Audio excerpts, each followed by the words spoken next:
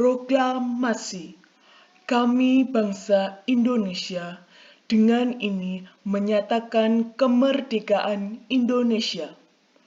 Hal-hal yang mengenai pemindahan kekuasaan dan lain-lain diselenggarakan dengan cara seksama dan dalam tempo yang sesingkat-singkatnya. Jakarta, hari 17 bulan 8 tahun 45 atas nama bangsa Indonesia, Soekarno-Hatta. Oke, nah itu tadi ya pembacaan teks proklamasi oleh Bu Erni, bukan oleh Pak Soekarno sebagai Bapak Proklamator ya. Kurang lebih seperti itu isinya. Jadi proklamasi yang dulu sudah disampaikan pada tanggal 17 Agustus tahun 1945. Nah itu kalau kalian lihat teks ini tuh masih menggunakan teks ejaan lama ya, seperti itu. Misalnya yang itu jadi jang. Nah ini ya, ini menandakan bahwa teks proklamasi memang dibuat dengan bahasa yang bahasa pada waktu itu. Nah, kalau sekarang sudah mengalami perubahan dan perkembangan. Akan tetapi, anak-anak, momen proklamasi kemerdekaan yang terjadi pada tanggal 17 Agustus tahun 1945 yang dibacakan oleh Soekarno sebagai perwakilan rakyat yang akhirnya ditetapkan sebagai presiden pertama Republik Indonesia pada 18 Agustus 1945. Nah, ini Bapak Soekarno ini setelah memproklamasikan kemerdekaan lalu diangkat menjadi presiden pertama tahun 1945 pada tanggal 18 Agustus. Nah, proklamasi sendiri itu menjadi peristiwa penting bagi rakyat Indonesia sebagai tanda kemerdekaan dan melepaskan diri dari penjajahan. Nah, tapi untuk kalian ketahui ya anak-anak, untuk mencapai kemerdekaan tersebut tidaklah mudah ya. Tidak mungkin tiba-tiba langsung 17 Agustus kita proklamasi, Bapak Soekarno itu memproklamasikan kemerdekaan. Tidak semudah itu nak ya, sama semuanya juga melalui proses. Nah, oke. Untuk itu ya, kita tidak boleh melupakan sejarah, sehingga kita perlu mengenal, mengetahui dan memahami peristiwa penting menjelang proklamasi kemerdekaan Indonesia pada tanggal 17 Agustus 1945. Jadi sebelum tanggal 17 Agustus 1945 terjadi proklamasi kemerdekaan, itu ada banyak sekali peristiwa yang perlu diperjuangkan sebelum tercetuslah hari itu 17 Agustus 1945 untuk melaksanakan proklamasi kemerdekaan. Apa saja? Yuk mari kita lihat satu persatu. Oke. Nah, ini dia ya. Proklamasi menjadi peristiwa penting bagi rakyat Indonesia sebagai tanda kemerdekaan. Nah, tadi sudah saya sampaikan ya. Namun untuk mencapai kemerdekaan tidaklah mudah. Nah, yaitu tadi melalui berbagai peristiwa. Ya, yang pertama, Jepang menyerah kepada sekutu. Pada 6 Agustus 1945, sekutu berhasil menyerang Jepang dengan bom, tepatnya di kota Hiroshima. ya. Serangan itu kembali dilancarkan pada pada tanggal 9 Agustus 1945 di kota Nagasaki. Jadi sekutu mengebom 2 kota di Jepang karena waktu itu Indonesia sedang dijajah Jepang, tapi sekutu pengen merebut kembali. Makanya makanya sekutu ingin merebut kembali Indonesia dengan cara mengebom kota Hiroshima dan Nagasaki. Nah, akibatnya Jepang itu mengalami kerugian materi dan sekitar 14.000 penduduknya menjadi korban dan dalam peristiwa itu jadi meninggal ya 14.000 orang.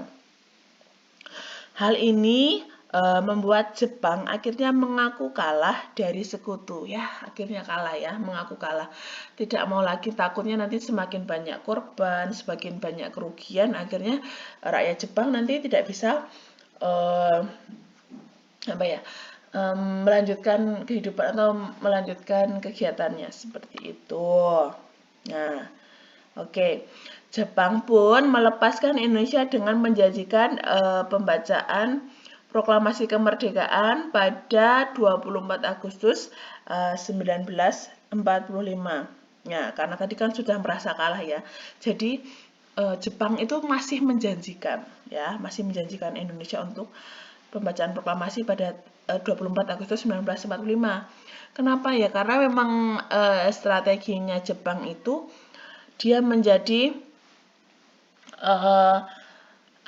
pemerintah yang penjajah, tetapi dia seolah-olah ingin membantu Jepang. Jepang itu menjadi penjajah yang seolah-olah menjadi pahlawan untuk Indonesia. Pura-puranya dia ingin membantu Indonesia untuk melepaskan diri dari sekutu. Padahal juga itu masih di bawah tekanan si Jepang. Seperti itu. Oke, yang kedua, pembentukan PPKI atau Panitia Persiapan Kemerdekaan Indonesia. Kalau dalam bahasa Jepang itu namanya Dokuritsu Junbi Inkai. Ini bahasa Jepangnya ya. Kalau PPKI, kalau BPUPKI itu Dokuritsu Junbi Kosaka ya, seperti itu. Jadi sedikit berbeda antara BPUPKI dan PPKI. Nah, oke. Setelah BPUPKI, rakyat Indonesia kembali membentuk Panitia Persiapan Kemerdekaan Indonesia atau PPKI. Ya, tugas panitia tersebut memang untuk mempersiapkan segala hal yang menyambut kemerdekaan Indonesia. Tapi ini masih dalam tekanan Jepang ya, masih di bawah tekanan Jepang. Meskipun PPKI itu diketuai oleh Insinyur Soekarno dan diwakili oleh Muhammad Hatta serta beranggotakan 21 orang dengan perwakilan dari tiap provinsi Indonesia saat itu ya, pada saat itu. Nah, jadi tok-toknya ngewangi. Nah, ya pura-puranya. Oke, lanjut. Peristiwa Rengas Dengklok. Nah, ini bisa juga dikatakan pengasingan ya. Peristiwa pengasingan. Tapi Rengas Dengklok itu bukan arti dari pengasingan, tapi Rengas Dengklok itu adalah suatu daerah di mana Insinyur Soekarno dan Muhammad Hatta dibawa oleh para pemuda ke Rengas Dengklok. Kenapa? Nah, jadi sebelumnya itu Soekarno dan Muhammad Hatta serta Rajiman Wedjodiningrat itu pergi ke Vietnam dan setelah itu pulang ke Indonesia dari Vietnam. Golongan muda yang terdiri dari Sultan Syahrir, Khairul Saleh, Wikana, dan Darwis itu mendesak pertemuan untuk segera melangsungkan kemerdekaan Indonesia. Jadi yang golongan muda itu yang cepet-cepet, ayo toh ayo toh segera proklamasi, cepat segera diproklamasikan kemerdekaan Indonesia, mumpung intinya gitu ya. Kalau pandangannya golongan muda itu mumpung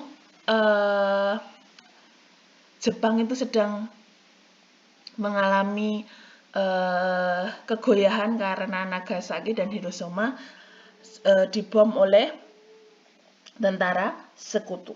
Seperti itu.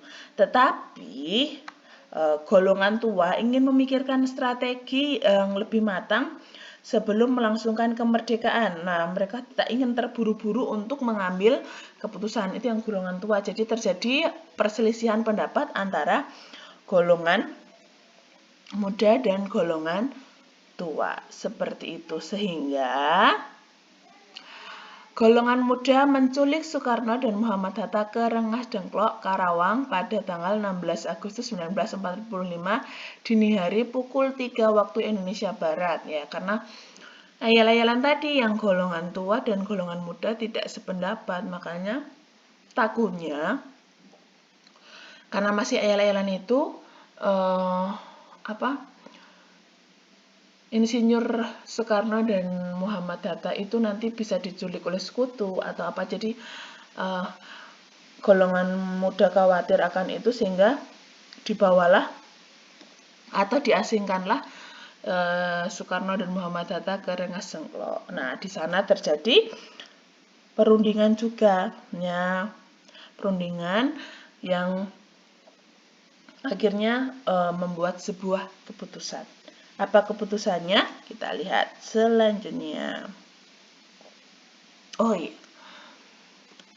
sebelum itu, nah ini dia. Akhirnya tercetus untuk merumuskan teks proklamasi. Hal ini terjadi ketika golongan muda dan golongan tua itu akhirnya bersepakat, ya. Terjadilah kesepakatan antara golongan tua yang diwakili oleh Soekarno dan Muhammad Hatta, jadi yang golongan tuanya, dan Mr. Ahmad Subarjo dengan golongan muda tentang kapan proklamasi akan dilaksanakan. Nah, seperti itu. Jadi sudah mencapai kesepakatan setelah ke Rengas Dengklok itu, sehingga tercetuslah proses di mana perumusan teks proklamasi itu diadakan. Nah, ya. Saat sudah menemukan titik tengah antara golongan muda dan golongan tua, akhirnya ditentukanlah perumusan teks proklamasi. Nah, perumusan tersebut diadakan PPKI di kediaman rumah Laksamana Tadashi Maeda, ya, Kepala Kantor Penghubung Angkatan Laut Jepang. Mengapa kok di sana, di rumah Laksamana Maeda, ya? Biasanya Laksamana Maeda itu dikenal dengan Laksamana Maeda, tapi nama lengkapnya Laksamana Tadashi Maeda. Itu adalah orang Jepang, ya. Dia juga bekerja sebagai Kepala Kantor Penghubung Angkatan Laut Jepang. Dia bekerja dengan Jepang, dia tentara Jepang, tetapi ingin juga membantu kebebasan atau kemerdekaan dari bangsa Indonesia. Nah, mengapa kok di sana, kok di tentara Jepang? Kenapa? Karena rumah beliau dianggap menjadi tempat yang paling aman untuk melakukan perumusan teks proklamasi. Kenapa? Karena tentara Jepang dan tentara sekutu tidak mencurigai di rumah Laksamana Maeda, seperti itu, ya, karena mereka menganggap wah ini kan tentara Jepang, tidak mungkin lah. Nah, seperti itu. Tetapi Laksamana Maeda itu membantu Indonesia. Sementara teks proklamasi yang ditulis oleh Soekarno, jadi yang menulis itu Insinyur Soekarno, kemudian diketik oleh Sayuti Melik. Jadi yang menulis itu Insinyur Soekarno, tetapi yang mengetik adalah Sayuti Melik. Nah, ini Sayuti Melik. Oke, ya. Oke, setelah perumusan apa lagi? Jelas. Kita akan lanjut ke pembacaan teks proklamasi. Oke. Pada 17 Agustus 1945, Soekarno bersama dengan para tokoh proklamator lain mendatangi rumahnya. Rumahnya siapa? Rumahnya Insinyur Soekarno. Di mana? Di Jalan Pegangsaan Timur nomor 56. Jakarta Timur, ya, untuk membacakan teks proklamasi. Jadi pembacaan teks proklamasinya di kediaman Insinyur Soekarno di Jakarta Timur. Seperti itu. Prosesi tersebut berjalan dengan lancar dengan beberapa susunan acara lainnya, seperti pengibaran bendera merah putih oleh Latif Hendraningrat, Suhud Sastrokusumo, dan Surastri Karma Trimurti. Nah, seperti itu. Jadi juga ada pengibaran bendera merah putih ya. Dikibarkan oleh Latif Hendraningrat, Suhud Sastrokusumo, dan Surastri Karma Trimurti. Nah, bendera tersebut atau bendera merah putih tersebut dijahit oleh istri Soekarno yang bernama Ibu Fatmawati. Nah, setelah itu dilanjutkan dengan sambutan oleh dua wali kota terkemuka saat itu. Jadi selain ada pengibaran juga ada sambutan wali kota itu oleh Suwiryo dan Dr. Muwardi. Seperti itu. Inilah peristiwa penting sebelum terjadinya pembacaan teks proklamasi. Oke, demikian video pembelajaran yang bisa saya sampaikan. Semoga video pembelajaran ini dapat membantu kalian dalam belajar di rumah, terutama untuk memahami dan mengetahui peristiwa-peristiwa penting apa saja yang dilalui atau proses ya, sebuah proses yang dilalui sebelum terlaksana atau terjadinya peristiwa pembacaan teks proklamasi kemerdekaan. Semoga dapat membantu ya. Sampai jumpa di channel KNI selanjutnya. Oke, tetap sehat, tetap semangat. Sampai jumpa.